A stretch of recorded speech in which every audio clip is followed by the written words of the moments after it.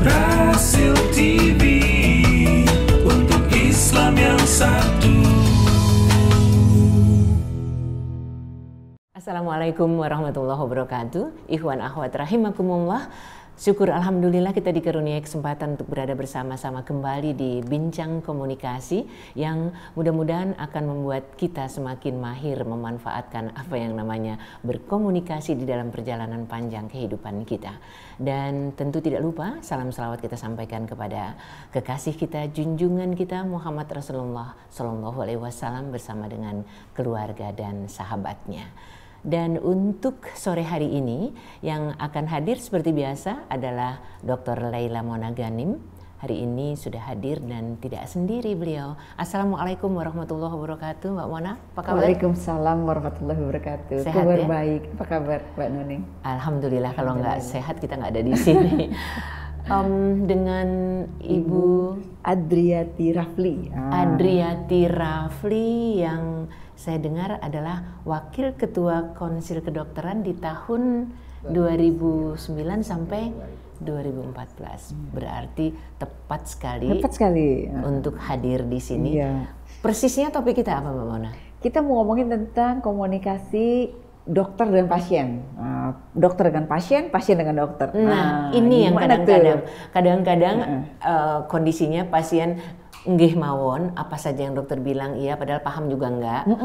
Sementara ada yang kelewat cerewet maunya tahu semua jadi enggak ideal juga. Betul. Oke, apa yang dibahas hari ini tentu akan sangat menyemangati kita agar kita nanti kalau mudah-mudahan sih nggak pengen jadi pasien ya, tapi kan kemungkinan itu ada. Kita akan mampu menempatkan diri dengan sebaik-baiknya. Silakan Mbak Mona, Bu Adri. Iya. Terima kasih Iwan dan Nafat yang dirahmati Allah. Assalamualaikum warahmatullahi wabarakatuh. Hari ini Mbak Nuning beda ya. Kita ini ada tamu kehormatan Ibu Adriati Rafli. Ini sahabat saya, tempat dialog, guru saya juga gitu ya. Kami sama-sama suka untuk mendiskusikan terkait dengan permasalahan-permasalahan dokter pasien dan lain sebagainya.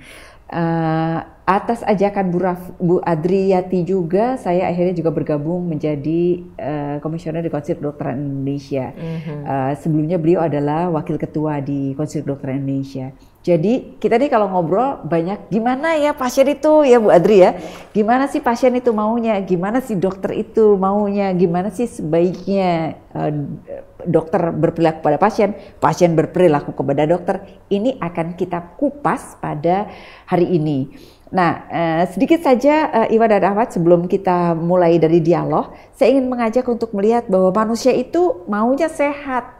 Layanan kesehatan adalah layanan yang paling kalau bisa nggak usah deh gitu ya. Jadi karena atas izin Allah juga manusia bisa sakit. Nah, bisa jadi karena juga mau-maunya sendiri sakit gitu ya, minum obat-obatan misalnya gitu, atau juga ngerokok gitu ya, kecapean. Itu adalah salah satu yang membuat orang kenapa menjadi sakit gitu. Nah, salah satu alternatif untuk pengobatan selain dari alternatif lain adalah ke dokter. Nah, dokter itu hubungan dokter dengan pasien itu spesifik sekali. Saat ini kita akan mendiskusikan isu-isu terkait dengan bagaimana komunikasi dokter dengan pasien gitu. Sebelum sampai kepada pembahasan tentang dokter dengan pasien, mari kita diskusikan pasien itu kayak gimana. Nah, Bu Adri, mungkin Bu Adri mau sharing sedikit tentang pasien itu orang yang kayak gimana sih gitu. Baik, terima kasih Bu Mona. Pasien secara umum adalah orang yang tidak berdaya, orang yang sakit, memang punya penyakit dan punya rasa sakit. Orang yang membutuhkan pertolongan untuk diobati, orang yang punya keterbatasan untuk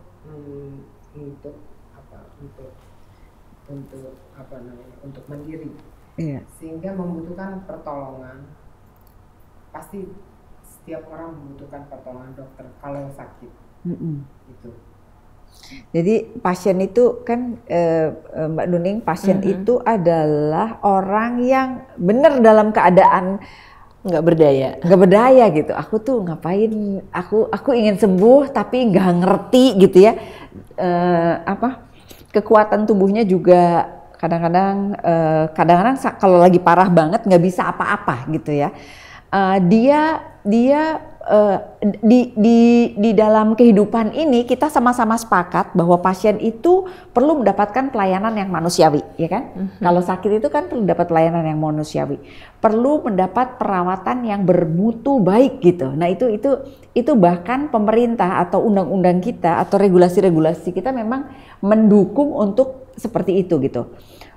Ada yang disebut sebagai hak pasien ya Bu Adri ya. Hak pasien itu dapat informasi yang jelas juga gitu ya, tentang penyakitnya, tentang tindakan medisnya, alternatif pengobatan, kemudian juga bagaimana biaya-biayanya gitu ya. Kemudian dia juga boleh untuk ngajuin ngeluh kepada dokter dan juga ditanggapi dengan baik gitu. Atau hak-hak lainnya. Dengan adanya hak-hak tersebut berarti kan implikasinya dokter yang harus memfasilitasi atau layanan kesehatan yang harus memfasilitasi.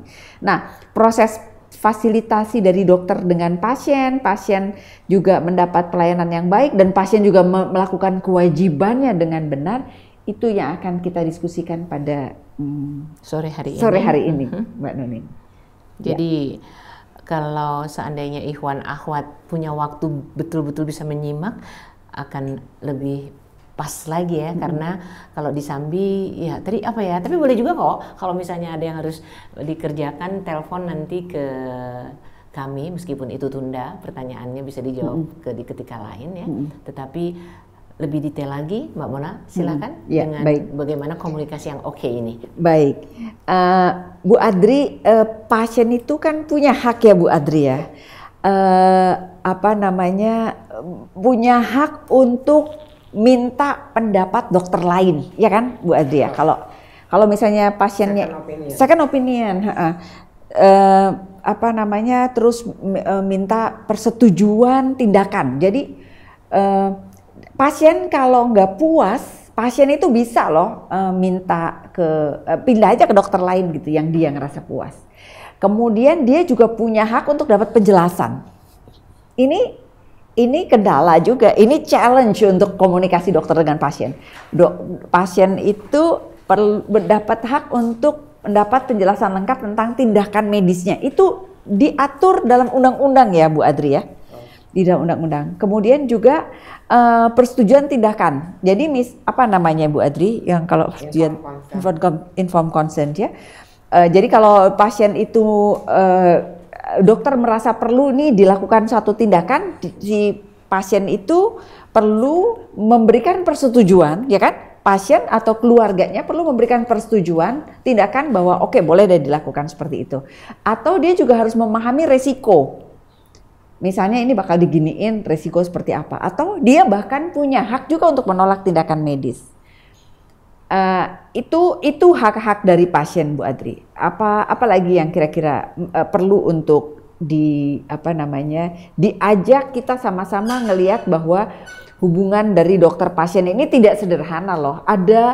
Ada dalam kondisi hubungan ini kita harus sama-sama memahami bahwa dua belah pihak ini perlu menikmati layanan yang terbaik gitu, supaya kehidupannya menjadi lebih lebih nyaman begitu. Ada beberapa masalah dalam hubungan dokter pasien. Apa saja itu kira-kira ya yang yang menurut Bu Adri pernah terjadi dalam hubungan dokter pasien itu? Saya kira yang terjadi banyak sekali ya, antara dokter dengan pasien, antara pasien dengan dokter lainnya, antara pasien dan antara dokter dengan pasien lainnya. Jadi itu memang hubungan yang individual. Kadang-kadang nggak sama gitu ya, karena ada pasien yang pintar, ada pasien yang pasrah semuanya tanpa tanpa komplain. Tapi ada yang pasien yang sok pintar, tanyanya kebanyakan karena banyak tahu lihat Google. Akhir itu juga sebetulnya menjadi masalah. Sebetulnya idealnya ya dokter memberikan penjelasan yang amat jelas dalam bahasa yang dimengerti oleh pasien, dan setelah itu pasien diuji coba betulkah dia mengerti, dan pasien akan menjawab, akan mengiyakan atau menolak tindakan yang akan dokter lakukan setelah dia mengerti seluruhnya apa yang akan direncanakan atau akan dilakukan pada tubuhnya. Tapi memang ada bedanya pasien di kita ini dengan pasien di luar negeri. Di luar negeri di luar negeri maksudnya negara maju ya Mbak Nuning ya, bukan? Negara lainnya itu biasanya mereka akan buka sejelas-jelasnya, secermat-cermatnya sampai risiko apapun, risiko mati kah, risiko side effect dari pengobatan, itu semua akan diceritakan. Kalau di sini memang kita belum sampai mendengar keputusan-keputusan yang fatal, itu belum bisa menerima. Memang dokter harus berhati-hati, walaupun harus jelas, tapi dokter juga harus berhati-hati bisa menenggang perasaan pasien, menenggang perasaan keluarga pasien. Banyaklah yang harus dokter tenggang-tenggang, antara lain bukan hanya perasaan, tapi juga mungkin tanggung jawabnya nanti pada saat dia setelah berobat, dia juga harus mengeluarkan biaya dan lain-lain. Saya kira banyak hal yang harus dipertimbangkan kalau akan melakukan tindakan medis. Jadi tadi memang kita sebutkan informed consent. Informed consent itu amat banyak ya. Beberapa rumah sakit sudah melakukan beberapa tahapan. Tahapan pertama mungkin menjelaskan tentang penyakit, tentang prognosis atau tentang tentang perjalanan penyakitnya sampai kemana nanti, dan rencana pengobatan sampai seperti apa. Dan kalau tidak dilakukan ini akan berakibat apa. Nanti setelah itu baru informasinya. Setelah itu memang betul-betul akan dilakukan consent, tanda tangan untuk dalam rangka tindakan yang akan dilakukan.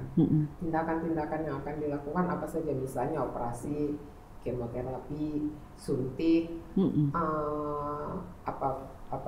dan semua tindakan yang menyentuh tubuh pasien.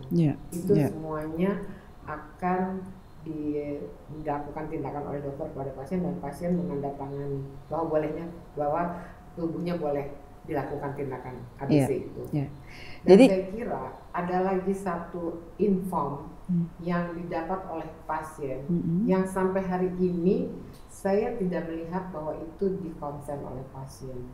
Padahal itu adalah ada dalam rangka proses pengobatan. Misalnya pas dokter setelah menuliskan resep, dokter akan memberikan petunjuk atau nasihat untuk pasien makan obat ini sampai habis, atau kalau misalnya ada rasa apa-apa, obatnya di stop, dan dilarang untuk melakukan kerja berat, dilarang merokok, dilarang makan makanan ABC yang memang dilarang untuk penyakit tersebut, gorengan atau dan lain-lain. Dan banyak sekali larangan-larangan lain, termasuk juga anjuran-anjuran yang dokter biasanya ucapkan setelah menulis resep, atau mungkin juga sebelumnya. Dan pasien hal-hal seperti ini biasanya belum tentu ngerti, mematuhi, belum tentu mematuhi. Belum tentu ngerti dulu Bu Adri, belum tentu ngerti, belum tentu patuh, tapi belum tentu juga patuh. Karena ini pasien nggak menganggap ini adalah satu proses pengobatan. Padahal itu harusnya dokter menerangkan, seharusnya pasien juga menandatangani loh. Kamu bersedia nggak sih untuk patuh gitu? Sebab kalau obat ini menyakitkan, misalnya dia jadi luka ya lambungnya. Kalau diteruskan kan memang sakit kan, dia harusnya berhenti. Atau antibiotik yang harus habis dia nggak habiskan. Itu juga akhirnya menjadi pisau dua mata untuk pasien. Atau dilarang ngopi, dilarang merokok, dilarang tidur telat juga tetap. Itu sulit itu semuanya nggak akan optimal pengobatan dokter kalau nasihat-nasihat sesudah itu nggak dipatuhin ya. Jadi sebetulnya proses itu panjang. dari mulai datang ke dokter sampai dia keluar dari ruang dokter itu semuanya harusnya tercatat dan terinformasi dengan baik, dan pasien seharusnya menandatangani. Setelah itu kalau ada apa-apa bisa segera menghubungi dokter. Iya. Jadi Bu Adri, Mbak Nuning kan tadi kan proses interaksi dokter pasien itu kan panjang ya, dari pertama datang itu kan namanya kontrak lah gitu ya, kayak semacam oke, saya datang kepada Anda gitu ya, trust-nya tuh ada di situ, kepercayaannya. Terus nanti pada saat ketemu pertama, dokternya harus gimana, pasiennya harus gimana, dokter harus nanya, pasien harus ngejelasin dengan jujur. Itu proses komunikasi gitu, ya kan? Kemudian melakukan setelah ada wawancara ini, ada pemeriksaan. Setelah pemeriksaan barangkali ada ini penunjang gitu ya, pengobatan pemeriksaan penunjang dan lain sebagainya. Kemudian dokter udah bilang, oke, ini nih misalnya sakitnya X misalnya. Setelah sakitnya X, dokter juga berarti akan melakukan tindakan apa. Pada saat akan melakukan tindakan apa, dokter minta konsen gitu ya. Dokter ngejelasin, nih sakitnya ini berarti perlu tindakan A, B, C. Pasiennya juga oke deh, saya terima resikonya apa dan sebagainya. Saya terima atau saya tidak terima. Dia boleh menerima atau menolak begitu ya. Setelah itu tadi yang menurut saya nggak harus ditandatangani. Kalau ditandatangani nolak tanda tangan juga. Kemudian pada saat dia misalnya dia dikasih saran-saran untuk melakukan itu, pasiennya ngerti apa enggak gitu ya kan? Pasiennya ngerti apa enggak? Pasiennya juga akan patuh apa enggak? Itu semua link ini sebenarnya kaitannya sama komunikasi kedokteran begitu.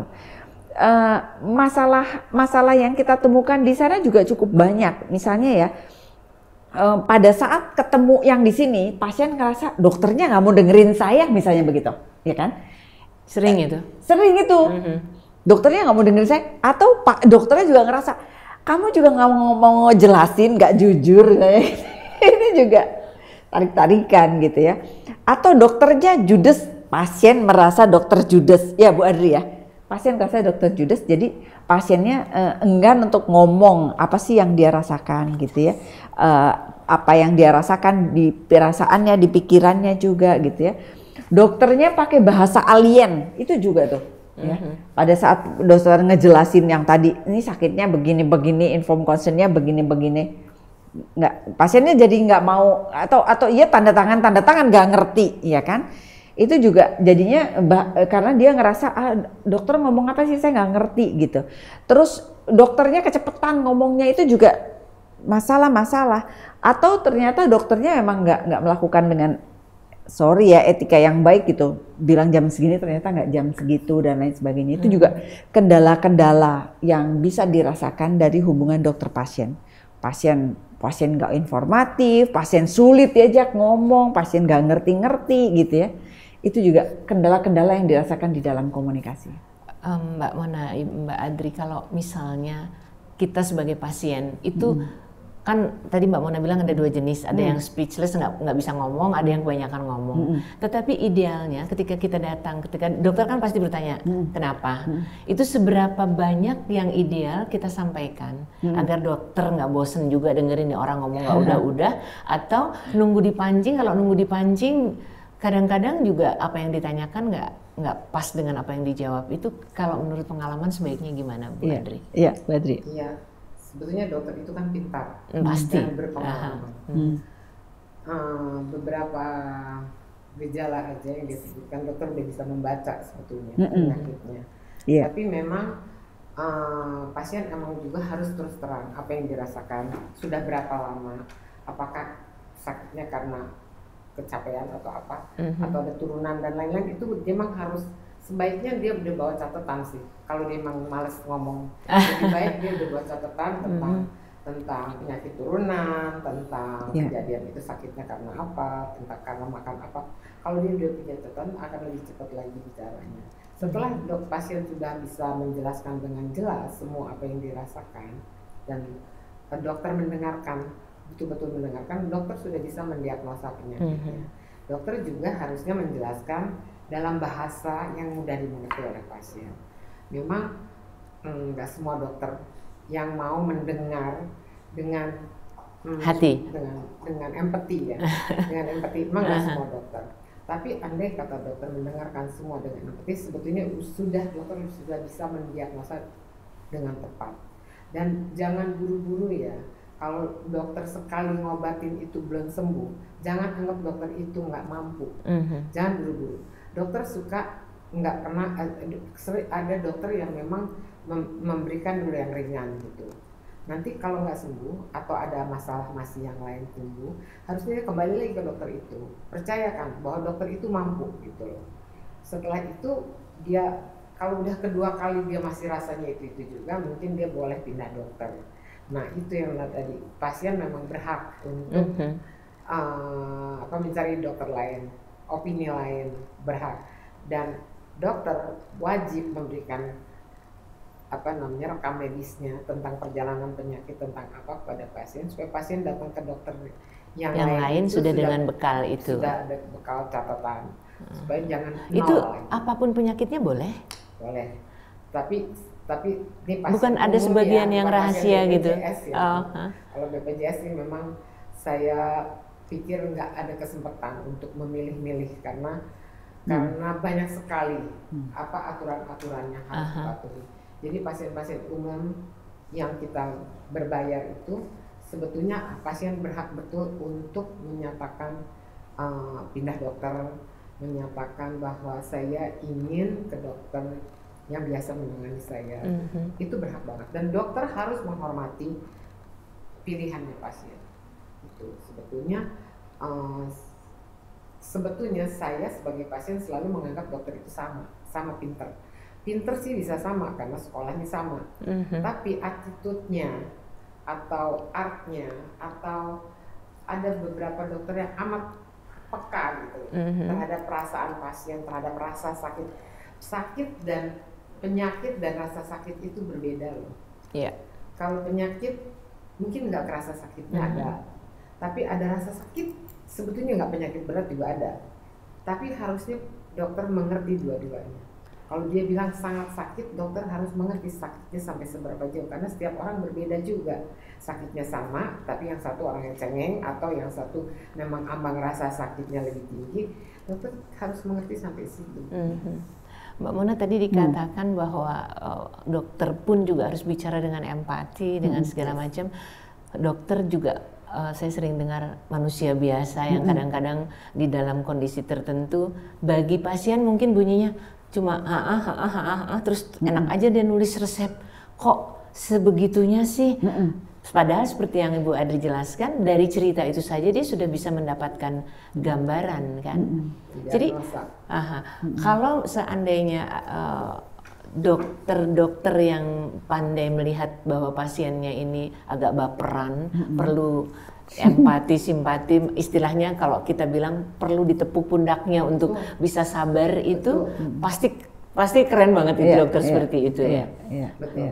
Betul. Idealnya dokter memang menyentuh pasiennya. Jangan jijik ya. Kalau pasiennya rasa sakitnya saya di sini dan dokter tidak saya pegang di situ. Itu kontak itu sudah membuat pasien rasa diempati gitu. Sakitnya udah dibagi gitu ke dokter. Dan sebagian sakitnya sudah sembuh waktu itu. Bisa jadi obatnya berfungsi 40%, tapi kepedulian dokternya berfungsi 60% gitu ya. Betul. Saya kasih contoh, saya bulan lalu masuk IGD. 3 kali masuk IGD dalam seminggu berturut-turut.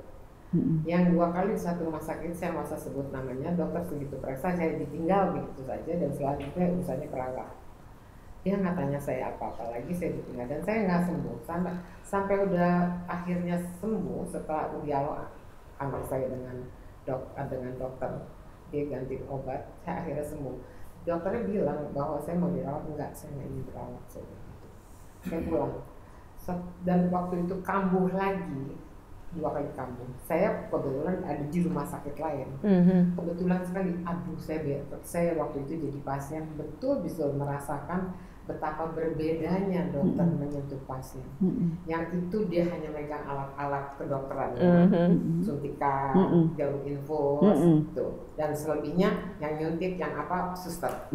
Yang satu lagi dia pegang saya, Saya udah susah napas, dia bilang tarik napas panjang-panjang, dipegang saya, dihembuskan. Enak ya, napasnya, lebih. dipegang lagi. Sebentar ya, kita panggil dokter. Dia datang dokter-dokter semua yang berkompeten bicara di situ dalam tim. Waktu dia tanya mana keluarganya, keluarga saya nggak perlu, saya perlu dokter. Saya betul-betul ngerasa bahwa dokter dewa saya. Saya nggak butuh saudara-saudara anak saya, suami saya hanya butuh dokter. Betul-betul saya katakan itu pada dokter. Saya waktu itu menguji gitu ya, perasaan saya menguji. Betulkah saya butuh pertolongan atau saya butuh keluarga saya? Ternyata saya nggak butuh keluarga saya. Setelah aman, setelah semua beres, baru saya bilang tolong panggilkan anak-anak saya. Saya rasanya dokter itu betul-betul berbeda dalam hal attitude-nya. Mudah-mudahan ada dokter atau calon dokter yang mendengar acara ini sehingga sesakti apapun resep, kalau kepedulian, empati dan apa yang dokter lakukan bisa berfungsi 90%, kenapa tidak gitu ya Ibu Adri? Saya ngalamin, baru aja berapa 2-3 minggu yang lalu.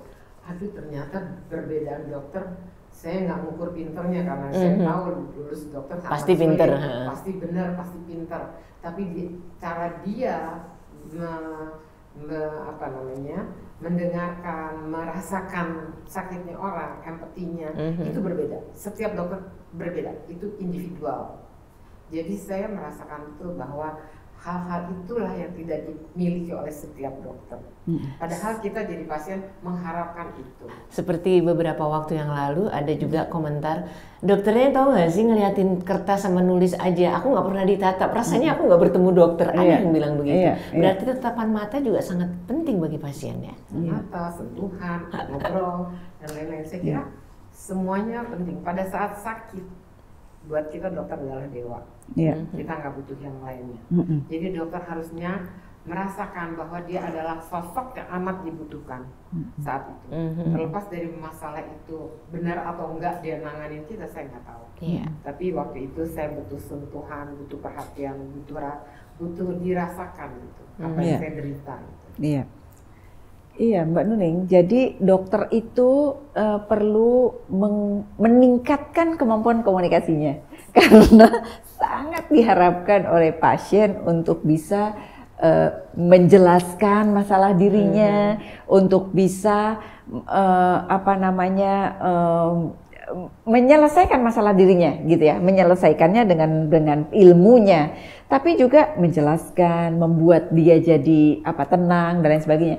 Tenang itu bisa saja dia dikasih tahu penyakitnya seperti apa, tapi juga cara menyampaikan ini yang paling penting, ini yang juga sangat penting gitu, sangat berhubungan, yaitu bagaimana komunikasi milih katanya, bagaimana ekspresi gerak tubuhnya, bagaimana nonverbal, verbal dan nonverbal.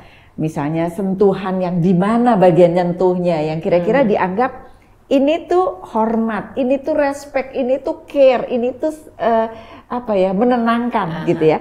Dan sentuhan lain yang ini kesannya nggak peduli, ini kesannya nggak empati gitu ya.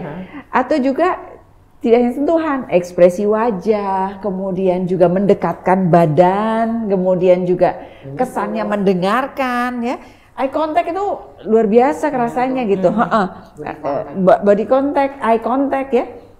Misalnya dia lagi dilihatin atau tundukan kepala, gimana? Nah, tadi ada seorang teman saya cerita. Jadi dia sedang mendengarkan informasi tentang berita buruk gitu Mbak Nuning ya. Berita buruk. Jadi dia tuh lagi sakit dan kategorinya berita buruk gitu. Nah, dokter yang dia membandingkan dua dokter, yang satu kayaknya ngomongnya tuh lempeng.com gitu ya. Gitu-gitu aja. Yang satunya lagi ngomongnya dengan jelasin, tenang dulu. Gimana Ibu? Gerakannya tuh adem gitu loh. Gimana Ibu? Oke. Apa yang Ibu rasakan? Ngomong ini dulu, terus nanti baru ngomong yang lain. Itu sangat penting untuk sangat penting. Nanti kita bahas lagi. Mbak Adri, pernah loh orang bilang, gila nggak sampai 5 menit, cuman gini doang. Aku nunggunya 2 jam tahu. Iya. Berarti dia perlu sekali kejelasan bagaimana dokternya bicara dan segala macam. Tapi kita harus break dulu. Kami akan kembali ke ruangan Anda sesudah jeda berikut.